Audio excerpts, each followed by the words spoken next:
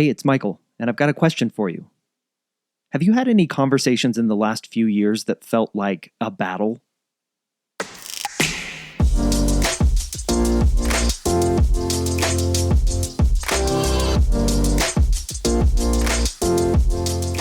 Welcome to the follow-up question. I'm your host, Michael Ashford.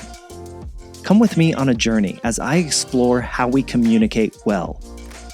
What we have been taught about communication and what has been modeled and incentivized through culture has left us in a place where we know how to exert our ideas and opinions and beliefs onto each other, but we miss the entire other half of conversation, the extraction. My aim with this show is to bring you perspectives and ways of looking at issues or topics that perhaps you haven't considered before, to teach you how to ask curious questions, how to seek understanding over certainty, how to listen and give space, so that ultimately you might become a better communicator. I'm a former journalist who believes everyone has a story to tell, and it's only when we ask questions and listen that we reveal what connects us as humans: our dreams, our desires, our experiences, our ideas, and what we stand for rather than what we are against.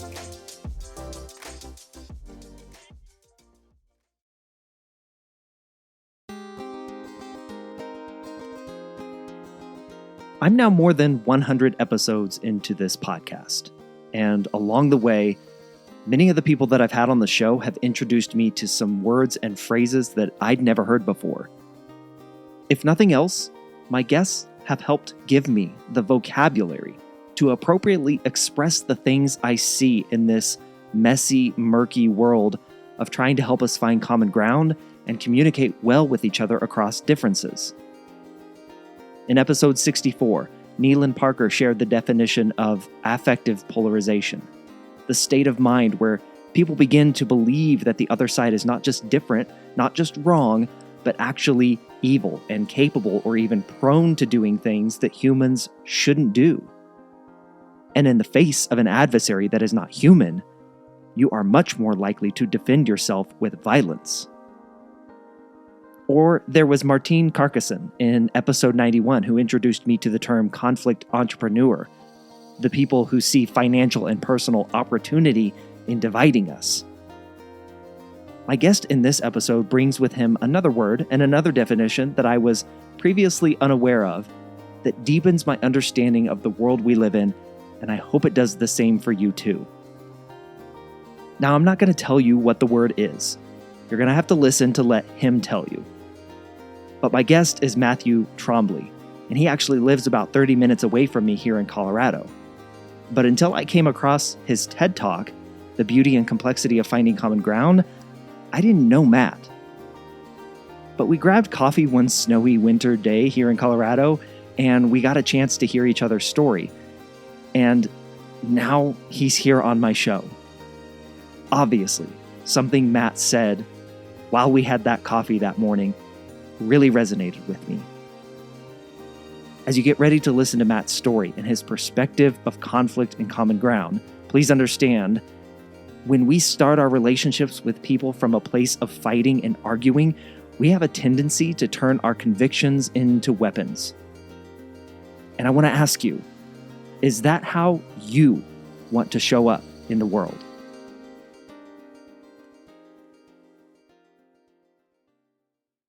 During your TED Talk, you started your TED Talk with a story about a letter that you received from a neighbor. But Matt, you never finished the story. We never learned how the story resolved. So that's where we're going to start today. I got to know, and for the listeners, let's start, tell the story, and let's resolve that sucker. Where did that thing end up?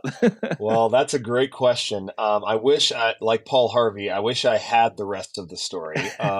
So the story goes that we received a letter from our homeowners association one crisp afternoon, and it sent my wife into full mama bear mode because the letter from our HOA stated that one of our neighbors had complained that we were running a daycare out of our house. And we can only surmise that she thought that way because we had kids who didn't look like us living there and playing outside every single day. We were a family of seven in a fairly small one-story home. And so we spent a lot of time playing outside because we were just living right on top of each other at the time. And so it not only offended us, it made, made my wife and I just very, very angry and hurt that somebody wouldn't just stop and say, hey, how are you? And maybe even find out a little bit about us, and find out the story that, we were fostering a couple of children.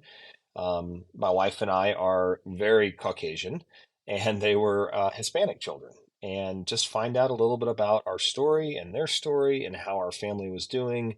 And I think if they had done that, they would have learned that we're not running any kind of daycare. Mhm. We are just growing as a family and having fun together and playing outside. Because at the time we had, I think it was five kids. I don't know when exactly the letter was, like the exact date, but they were probably all seven and under. So they were all pretty young kids, in terms of that. So, my wife called the HOA and was, hopping mad. HOA never told us who it was, and we never got another complaint either. But we sure wish we had. I mean, I think once we calmed down, we wish the person had, come and talk to us, and we had, maybe had the chance to invite them in for coffee or gone out to coffee or something like that, to just learn a little bit about them and them learn a little bit about us. So I really wish that person, we'd known. Like in one sense, I wish we had known. In the other sense, I'm glad we didn't because we didn't want to harbor any bitterness or anything like that towards somebody. But that's the rest of the story. That I wish there was more to it than that. But that's as so sorry. Nothing more exciting than that. Well, that if you had gotten the hmm chance to know who sent that complaint in, hmm to speak with them, what hmm would you have said? Um, in the moment, we probably would have, um, just to be completely honest, because we're not perfect, we Yeah. probably would have had, maybe some sharp words, some words that said like, what are you accusing us of, and why do you think we're doing this, and why would you make that kind of a assumption based on, the color of our skin or the age of the kids or the number of kids in our yard? What led you to believe that? On my best day, I like to have thought I would have extended some grace to them and said, I know you have this concern.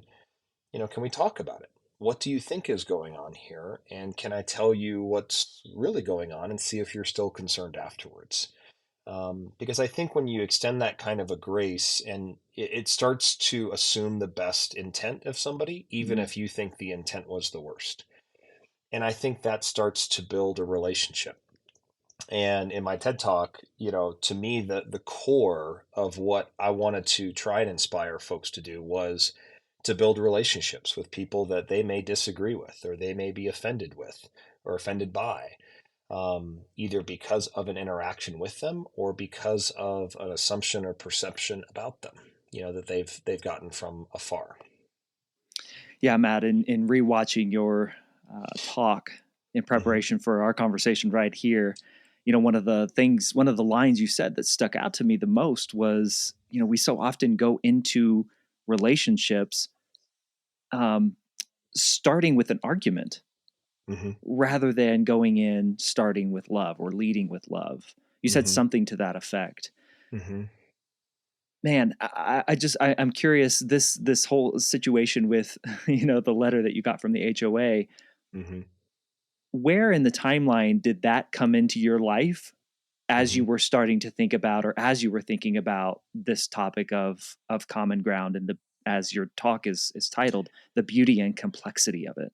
Yeah, and so it was well before. It was one of, I think,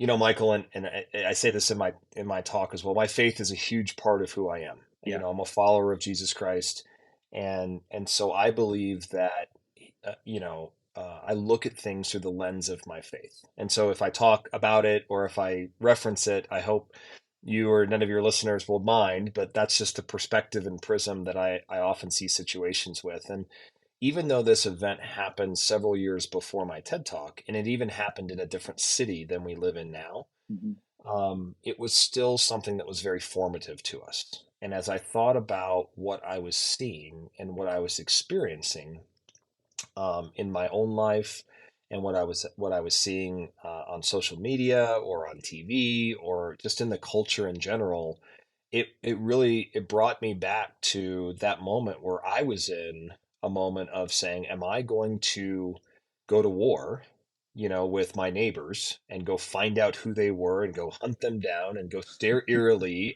at every neighbor who I didn't know walking past, saying, is that the one? Is that the one? Is that the one?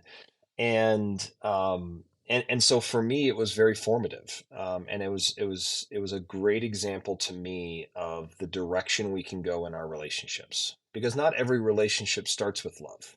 Not every relationship starts off on with rose colored glasses and in the best way. Some relationships start off really rocky, and I think if we thought back on our lives about all of the relationships or friendships we've had, we can probably point to a couple that started off, in sometimes the worst possible way, with an argument or with an offense or something. But because we chose not to give in to agonism, because we chose not to give in to that warlike feeling that can sometimes well up in us, we were able to experience a relationship and find some common ground and extend some grace to each other. And sometimes those relationships can be the most powerful and impactful ones in our lives. So, Matt, you brought it up, agonism. Uh-huh. What is it? Define it for us. Sure. You've said the word warlike, that taking that warlike stance, but I want to hear from Hmm. you. Yeah. What is agonism, man? Yeah. I mean, from a kitchen table definition, it says it's basically treating somebody or something as if you are literally at war with them. Like, we are going to go to a life-threatening situation, and you have that kind of emotion, a posture, some might call it even sometimes a rage towards that person, um, because they disagree with you, because they find a different conclusion than you do about something. Whether it be a political idea, which is where agonism really was Yeah. born. Yeah. It could be a religious idea, it could be a cultural idea, it could be a sports idea.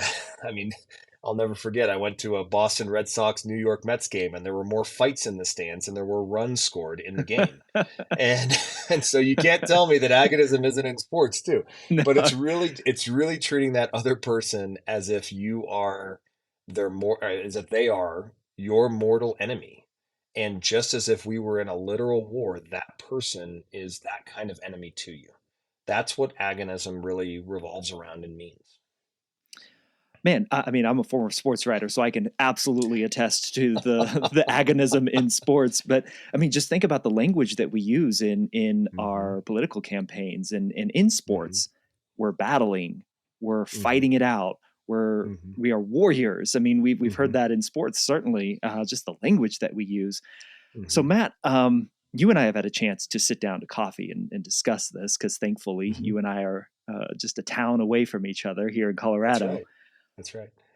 You and I see our faith in such similar ways, and I'm just Hmm. curious to hear how you came to your perspective that you offer up in your talk, and I want to get into that now. Hmm. Is this idea of how can I receive the grace of Hmm. God Hmm. and not deserve it, Hmm. and then withhold that same level of grace to others with whom I disagree? Yeah. Matt, there, I gotta believe even just me saying that right now, somebody's listening and being like, "That sucks. I hate that. I'm turning this off." Like, Sure. how did you come to that perception, that model, that experience of your Hmm. faith? Hmm.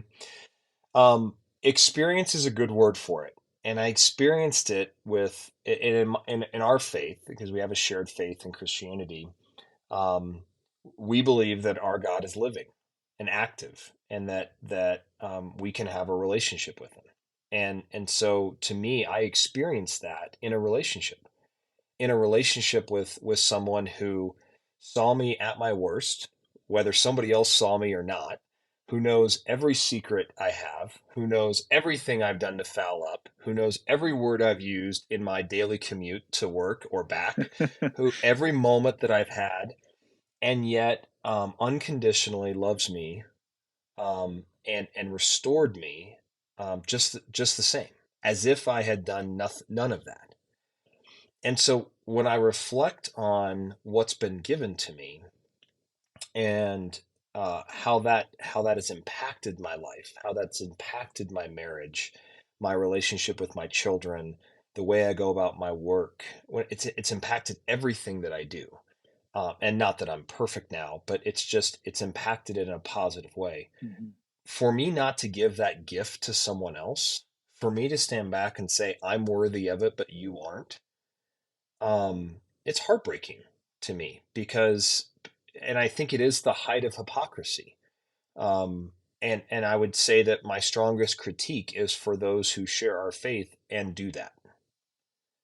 And so there are maybe some who didn't turn off the channel 60 seconds ago because, hey, maybe these guys are on my team, so to speak. And to those, I would say, are we doing that? Mhm. Are we participating in that level of hypocrisy to say, good enough for me, but not for you? And I think that's just tragic, because I believe the Bible contains the very words of God, and the commands of God, and God's love language is obedience. He said, if you love me, you'll obey my commands. He also said that you are to be my ambassador. And just like an ambassador of the United States represents the United States, represents the president to a different country, or whatever country you have an ambassador to, I believe we represent Jesus to those around us. And I can think of no better representation of Jesus than to be in relationship with other people, even if those people disagree with us.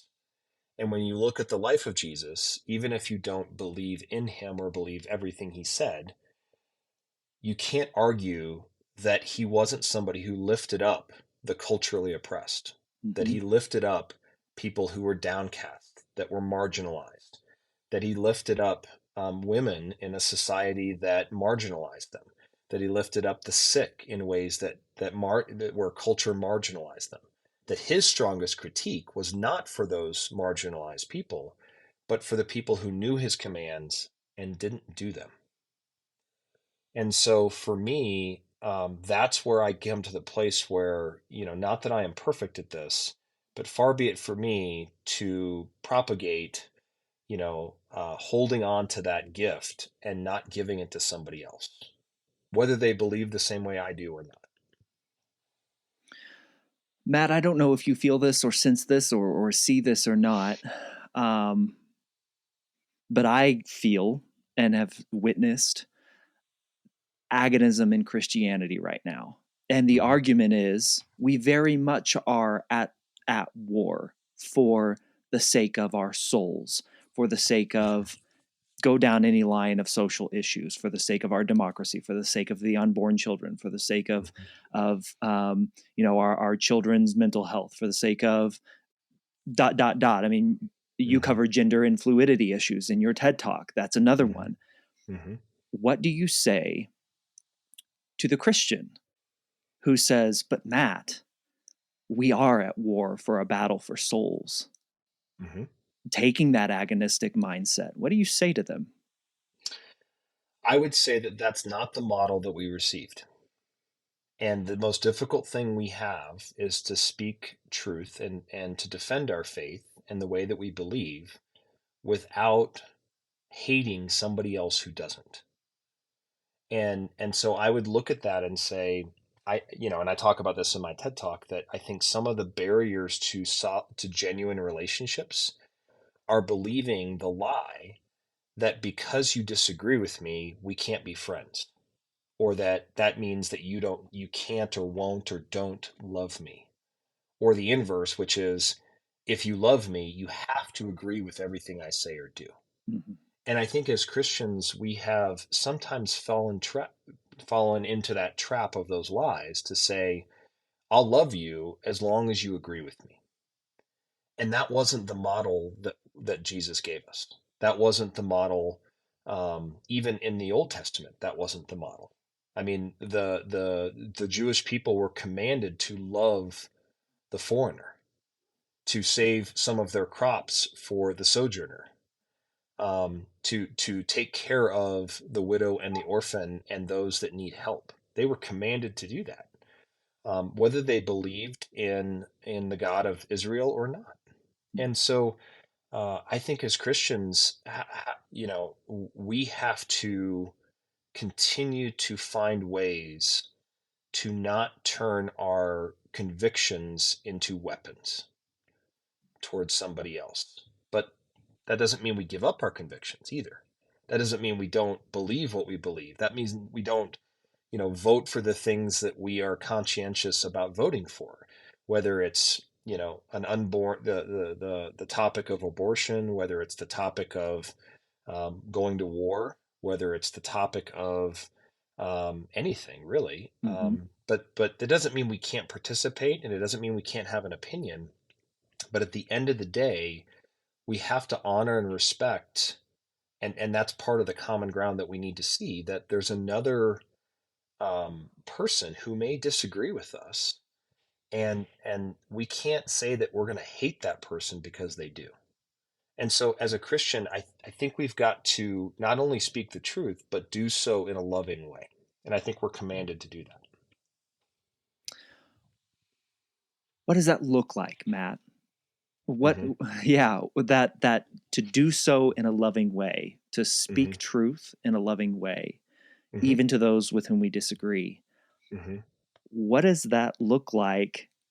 And how, a two-part question, Hmm. how does it become, how is it delivered, I should say, in a way Hmm. that does not escalate Hmm.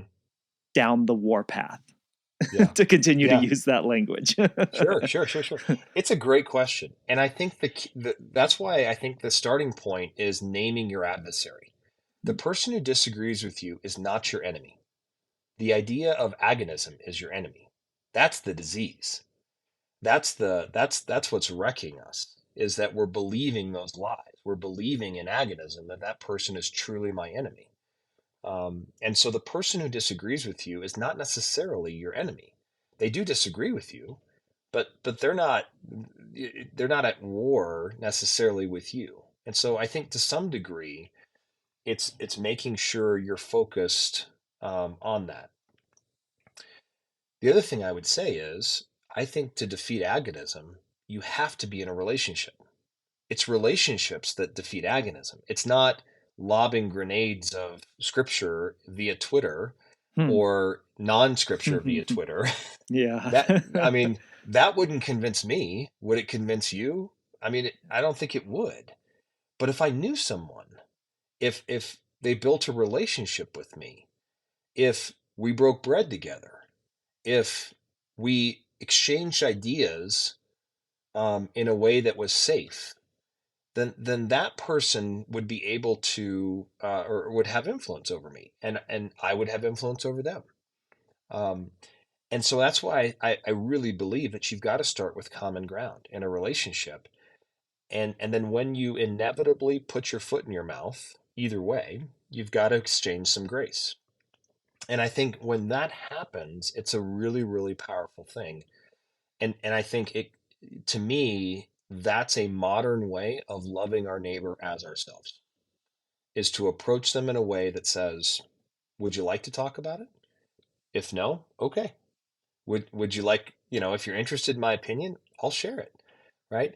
With no expectation that you're going to agree with me or not. And so sometimes it's setting out those boundaries ahead of time to say, hey, we're going into some dangerous territory here. Are you okay with that? Yeah. And setting those boundaries ahead of time to protect the relationship. So for me, it looks like that.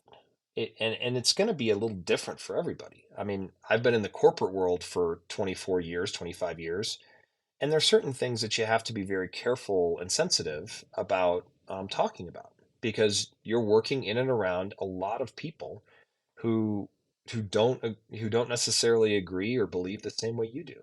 Mm-hmm. And guess what? We get a lot of work done, even though we don't agree.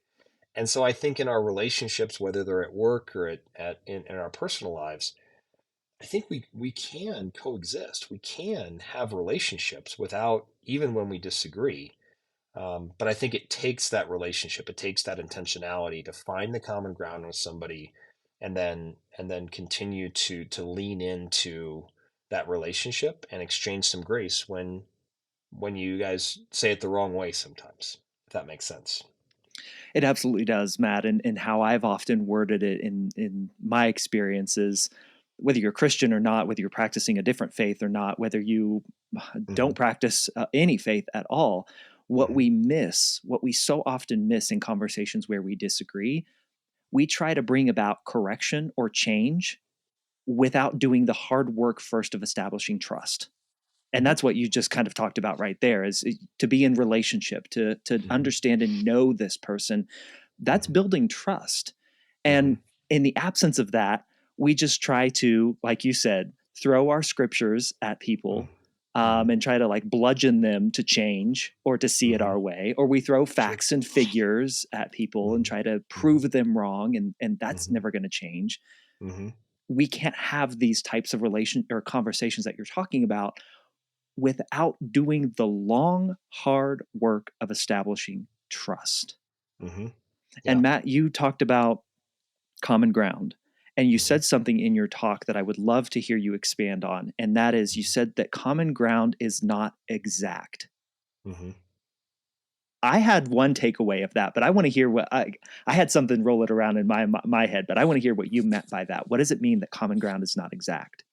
That there's shades of gray. And common ground doesn't mean that we're exactly the same, but we can find one thing in common.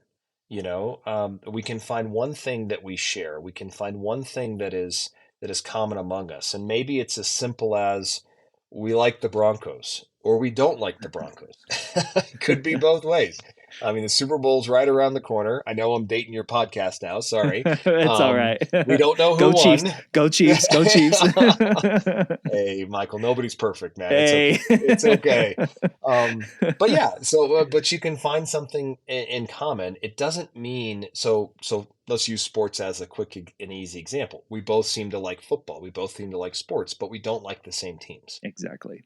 But so we can still talk about football. We're both still sports fans, and so I think we fall into this lie that says we have to exactly match up 100%, or we can't be friends.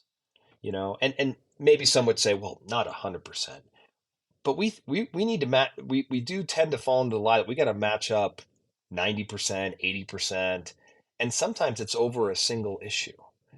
And I think when you see situations where people have been forced to coexist and forced to work together, even though they disagree on many things, it's this is how they get there. The common ground, that one thing that they find, and they're able to work with that person or live with that person or have a relationship with that person, even if they don't agree with everything they say or do. So, what was your takeaway though, Michael? It was very similar. It Hmm. was that we so often believe that our common ground has to match up not just in the end goal that we want, but how Hmm. we get there. Hmm. And to continue down the sports and the football theme, Hmm. um, the Broncos won the Super Bowl back in 2015. Is that right? Darn right we did. 2015. Yes. So think about how the Broncos constructed their Super Bowl winning team in 2015 compared to Hmm. the Chiefs in Hmm. 2020. 5 Hmm. years later, Hmm. the Broncos built around an older, veteran, established quarterback in Peyton Manning and a crazy good defense. Hmm. The Chiefs had the young gun, the gunslinger, Hmm. the high-powered offense, and the gunslinger at quarterback, and a Hmm. defense that was okay Hmm. and just good enough. But the Hmm. offense was so otherworldly great that they Hmm. simply could not be stopped for 4 quarters of a football game. Hmm. Same goal, same end goal that both teams were shooting for. They wanted to win a championship. They wanted to win a Super Bowl and win about it wildly different ways. Yep. We can come to similar conclusions or similar end goals and Mm-hmm. not have to exactly align on Mm-hmm. how we get there. And I think that's where we when we actually start to put pen to paper, to use that cliche, and try to solve problems, Mm-hmm. we fall into this trap of believing that the way that we get to the end goal has to be exactly aligned as well. Mm-hmm. Is Yeah. that making And that's, sense? oh yeah. And I think that's the complexity of common ground. Yeah. And I think we have to fight the temptation that we walk away at the first disagreement. Right. We walk away at the first sense or sign that that another person doesn't necessarily agree with us, and just give up on the relationship. And when we do that, we miss out on beautiful things. We miss out on beautiful relationships, that can transform not only our lives but the lives around us. And you think about, even in the 60s and the civil rights movement of America, Hmm. um, how many friendships, interracial friendships, developed. You think about the movie Remember the Titans, and the integration of those two teams and the friendships that it forged, and lifelong friendships. Right. Right now, it wasn't Right. easy. It wasn't simple. They had to lean into each other and extend some grace, but also find some common ground. But those young men, they found and forged relationships that are beautiful and complex, and amazing all the same. So if we want to experience that kind of beauty, if we want to experience that kind of complexity, then we have to be willing to lean in and find common ground, and not walk away at the first hint of a disagreement. And on that topic, Matt, of disagreements, you Hmm. mentioned earlier, and I want to swing back to it, giving people grace when we inevitably say something Hmm. stupid, wrong, um, Hmm. you know, in cliche, in quotes, unwoke, Hmm. perhaps something that either is taken offensive or actually does offend. Hmm. Giving grace in those moments to keep the conversation going. How do we Hmm. best do that? Yeah, and I do want to flip the question a little bit, because I Hmm. think it's sometimes easy to talk about giving grace, and sometimes we can all often see ourselves as the giver of grace, because we like to think of ourselves as not in the wrong.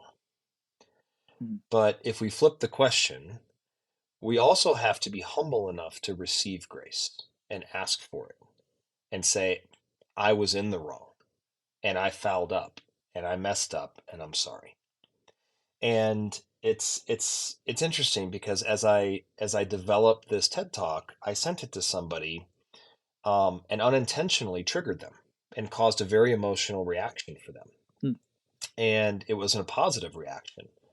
And I immediately, they sent me a note saying, "Hey, this was really, offensive, and I didn't like it, and you hurt me, and I don't want to talk to you again." And I had two choices in that moment. I could say, "Well, tough luck. There was nothing offensive in there. I can't believe you would be offended by this. I mean, who would be offended by loving other people and receiving grace and whatnot?" And it came down to something, that the way I had said something that really had a negative impact. Mm-hmm. The other way, which is what I chose to do, was to apologize. And I think when you, like, real grace, like the scandalous grace that we're talking about here, Yeah. extravagant grace, Yeah. is is without expectation. The moment you put an expectation on either giving or receiving someone grace, is the moment it ceases to become grace, and it just simply becomes an exchange, or an absolution of some kind, or justification of some kind. So in my situation, I simply apologized and said, I would love to continue to talk to you, but I understand if you don't. But I wanted you to know I'm really sorry, and my intent was not to do this. And I had no expectation that that person, because it was just over an email. I mean, it could have just gone into the email ether, never to be heard from again. But I think when we are in situations and in relationships that are complex, we have to be willing to ask for grace too. We have to be humble enough to say, I'm not perfect, and what I said may not have been perfect. And even if I don't understand how the other person was offended, to start by saying, that wasn't my intent. I'm really sorry you feel that way. Will you forgive me? And I think that's a powerful deterrent to agonism, and to keep and it's a powerful antidote to agonism is what I wanted to say. Yeah. um, and it keeps the relationship intact in some degree. Now, I'd also say this, that forgiveness and grace does not necessarily mean there aren't consequences, or that the other person has to reconcile fully to you. That's putting an expectation there. And I think that's really important to understand, because there are wounds that are very deep, and in some cases creates a consequence that makes reconciliation or makes restoration of that relationship to the previous state, maybe impossible. Um, and so I do want to recognize that giving grace isn't necessarily saying we're just going to ignore or forget that that ever happened. We're all human, and there are times consequences for what we do. But it does mean being willing to say I was wrong, and willing to be in relationships where you may be wrong and you may put your foot into it. But I love what Corey Ten Boom said, and if you don't know Corey's story, it's a powerful one, because she was in concentration camps during World War II, and so when she talks about forgiveness, I listen. And she said, forgiveness is like letting the prisoner free, setting them free, only to realize that the prisoner was me. And so sometimes giving grace or asking for grace, when it's true grace, it really doesn't matter what the other person says in return. To give someone grace without expectation, I think is a real, um, I would use the term, godly thing to do. And to ask for grace but not expect someone to have to give it to you, I think about it in the same way. If you don't mind me asking, did that person accept your request for grace? She did. Wonderful. Hmm. Wonderful. I want to look at it from the other perspective than Matt. And I Hmm. don't know if you've done this, but I ventured into the comments section on your TED Talk on YouTube. I don't know if you've been there, Okay. or if you've stayed away, but mostly wonderful comments. Towards the bottom, several comments that basically was like, you can take your religious preaching and Hmm. stick it where the sun don't shine, to put it Hmm. nicely. Okay. Um, one one comment referenced several passages from the Bible that would go against gay marriage. In Hmm. particular, was one that this person, or Hmm. homosexuality was what this person, was specifically pointing out and saying, you believe these things in this book that say this. I don't believe your talk. Mm.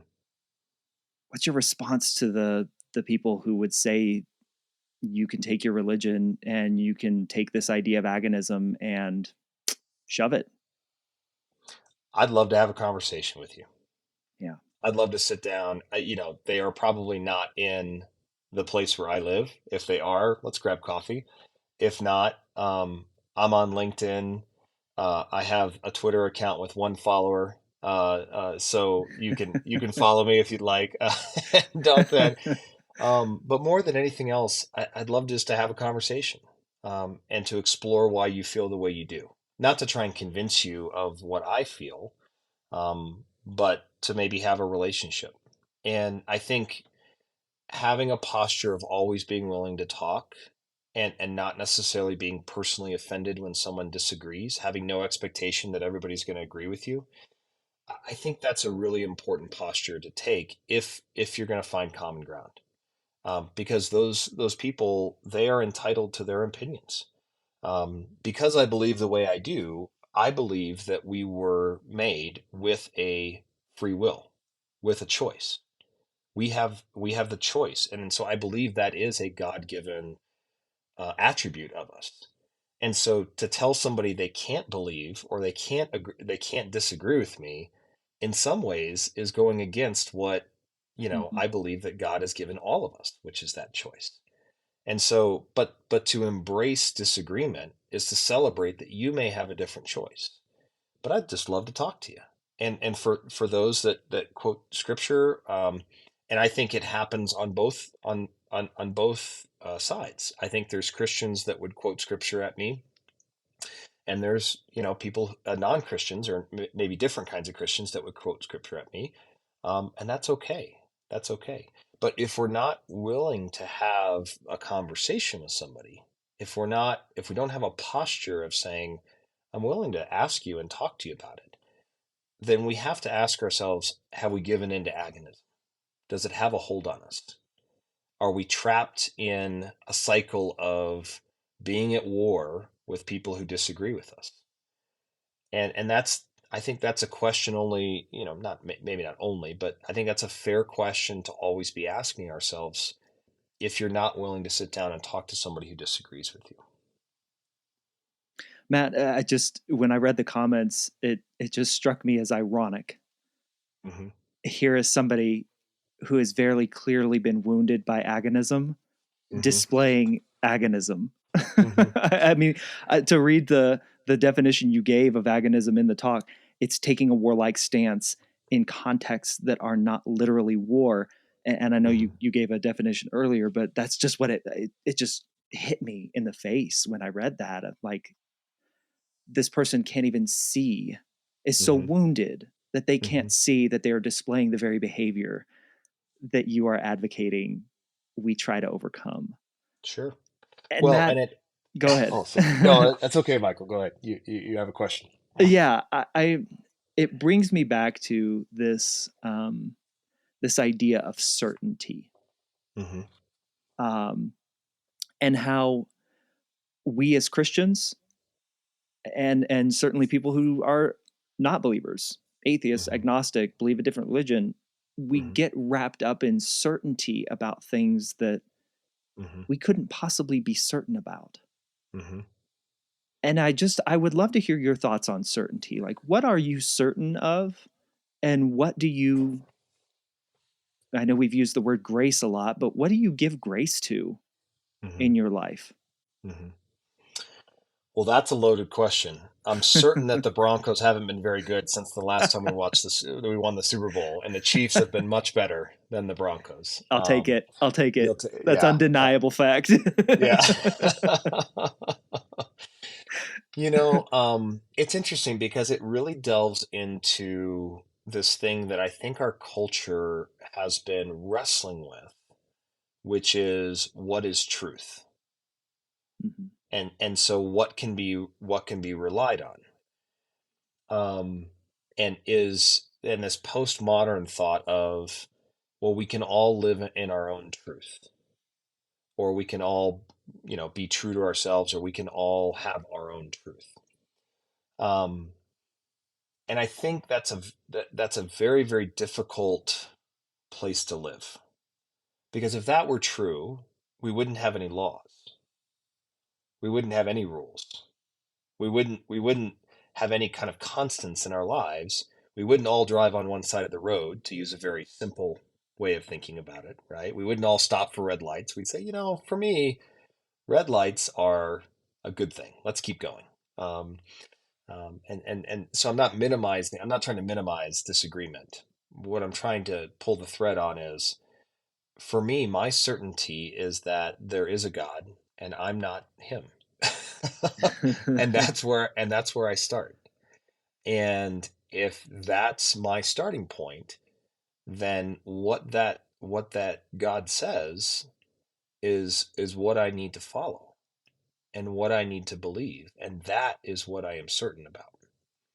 And so as I trace that throughout history, I'm led to conclusions about how to apply that certainty to my life in a variety of ways. Um, and I think so. When I think about that, that's what I'm certain of. I also recognize that other people aren't so sure. And so I embrace and think I am certain that if in the course of honest investigation, you come to a different conclusion than I am, then I am certain that that is your choice. And that doesn't necessarily negate that choice or minimize that choice. Um, for me, I come to a different conclusion, and I have certain facts and conclusions and things like that that I come to. Um, but it also means that to come to that choice is also to accept that that same God that I believe in created you, um, and gave you free will and gave you a beautiful mind to think about things and to think about complex things and to maybe come up with a different conclusion. And he didn't make us into robots. He didn't make us into, you know, beings that just think one way about something. So from my perspective, I think that's how I'd answer the question. But I Yeah. think it's a very, very big question. Maybe a good topic for another podcast is, what is truth, or how should we interact with this idea that truth might be fluid, and what are the implications of that, both positive and maybe negative too. But for me, that's and again, I admit my bias. Like, I come from a position of my faith really is the lens in which I see, everything in this world. And so that's what I am certain about. But I also give grace because I believe that my God gave grace, and He gave grace to me, and He continues to give grace to me. And so, back to our topic earlier, far be it from me to withhold that grace from anybody. Yeah. One of the things you ask us to do is to not just seek common ground, but to cultivate it. And Hmm. Matt, I've got to ask you, going into these conversations where the temperature is high, the emotions run deep, um, the disagreement is vast. Hmm. Where do you begin to look to cultivate and plant the seeds of common ground? How do you Hmm. do it? Well, I mean, it's an agricultural example, right? But because to cultivate something is to pay attention to it, to work with it. And if you think about just a simple farming analogy, you have to work with the soil. You have to, till it up, and you have to plant things in it, and you have to give it nutrients to grow. And I think those are all great ingredients for common ground. So you have to break the ice and find that common ground. You have to plant seeds of other common ground in the relationship. You have to fertilize them and help them to grow. Um, but I think one nuance that sometimes we forget about, maybe on the western side of the globe a little bit, is this idea of sometimes the ground, um, and that we're trying to cultivate, it needs to rest too. We need to be content. And Mm. in agriculture, that's a term called leaving it a field to be fallow, and Mm-hmm. letting it rest for a season, because that allows the nutrients in that ground, that allows that ground to rest and be ready for another season of growth. And so, when we say cultivate it, yes, be active, and yes, continue to work on it, and yes, find more things that are in common, that are below the surface, and that's the beauty, and the complexity that we can bring to a relationship like that. But also be okay when there's periods of a relationship that you just have to be content with where they're at for a period of time, and that's okay. That's okay. Everything doesn't have to move the relational bank account every single day. Sometimes just enjoying somebody else and enjoying the common ground that you have can be, a real treasure for us. I love that analogy, and I'd also add, like, remove yourself from the fight too. It's Hmm. like, remove yourself from, if you're going on social media every day looking to fight. for your side or fight for your view or your perspective. And it is a battle that you pick every single day. Step away from it. Step away from it. Get away from it. Literally go outside. Go walk in a field. Go walk in one of those fallow fields for a little bit. But I love that perspective, Matt. And I think it's important, I think it's important to have those around you, those relationships around you that you give permission to speak into, how you are.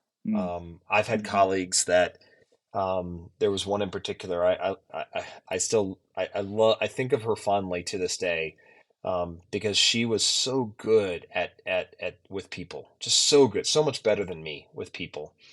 And we got to a point where, we were on a lot of meetings together or whatnot, and she'd come over because our offices were next to each other, and she'd give me the 6-shooters, because I was going into that meeting kind of guns a-blazing. And I was coming in kind of hot and maybe not taking as much time to listen. And that was such a beautiful relationship that I miss. Not because we had any falling out, but we just, we went in different directions and don't work together anymore. Yeah. But I love that because, we each had permission to speak into each other. And with that feedback, it was graceful feedback. There wasn't an expectation of perfection, but there was an enjoyment of the relationship and permission to say, hey, you need to step away, like go for a walk, or take a break, like you said, from social media or from whatever is got you wrapped up in those kinds of symptoms. Yeah. Well, Matt, I have loved this conversation. A last question for you. What is a question that you wish you were asked more?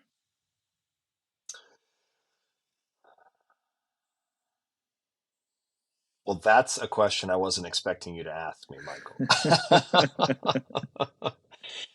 um, I guess I don't know. What's a question I would wish I was asked more? I guess what I would say in the moment, I would love for people to ask me more about my story. And I think we all would, just to say, tell me about your story. And start in whatever chapter you'd like, but tell me your story. And I think, anytime I've asked somebody that question, they just light up, because we've all got a story. And it's always fun and intriguing and interesting to learn about people's stories. And so I think that would just be something I'd love talking about my story too.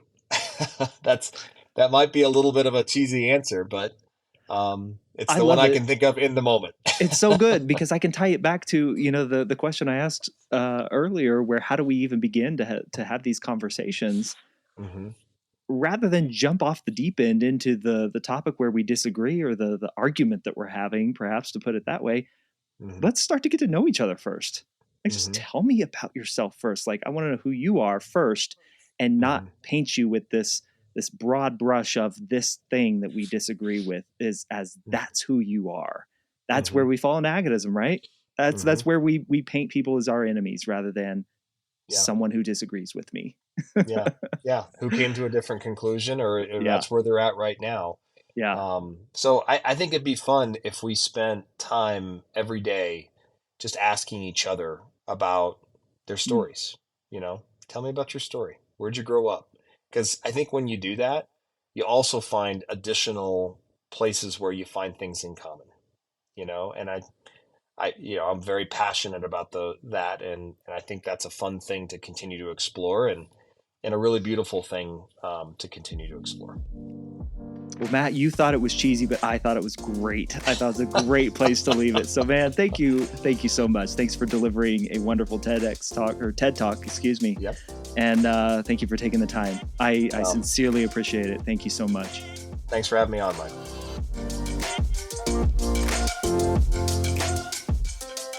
So many thanks to Matt for sharing his story and perspective here on The Follow-Up Question. please do me and Matt a huge favor and share this episode with someone you know who might also find some value in listening to our conversation. Share it with your network. Help us spread the good word about the importance of asking more questions. And if you like the conversations with the amazing guests that I have each and every episode, like Matt, subscribe so that you never miss when a new episode drops. If you ever want to get in touch with me, you can always email me at michael@thefollowupquestion.com or go to michaelashford.com and reach out there. I'll catch you on the next episode of The Follow-Up Question. And until then, keep asking questions.